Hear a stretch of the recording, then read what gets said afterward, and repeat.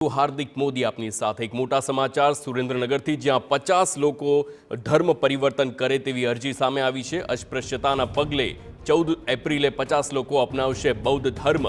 સુરેન્દ્રનગર જિલ્લા કલેક્ટર સમક્ષ 50 લોકોએ કરી છે અરજી। અનુસૂચિત જાતિના લોકોને વરઘોડો ન કાઢવા અને મૂછો ન રાખવા દેવા હોવાનો આક્ષેપ છે।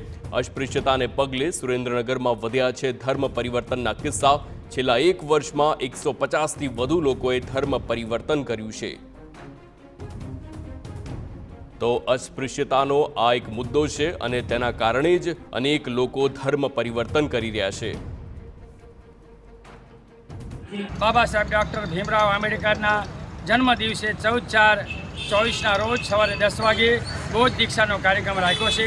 સુરેન્દ્રનગર જિલ્લાના 33 લોકો હિન્દુ ધર્મનો ત્યાગ કરી અને બૌદ્ધ ધર્મનો સ્વીકાર કરશે। ગામડાની સૌથી જાજી અરજીઓ મૂળી તાલુકાને આવી છે, કારણ કે ગામડાઓમાં અસ્પૃશ્યતાએ માજા મૂકી છે। એના કારણે લોકો બૌદ્ધ ધર્મ તરફ આવે છે।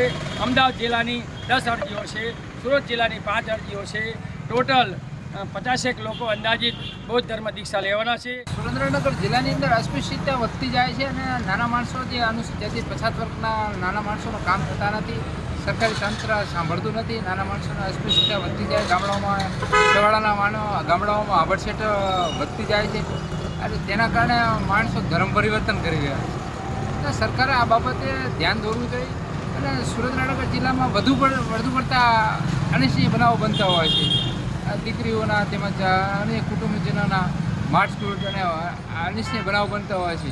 તો આ બાબતે સરકાર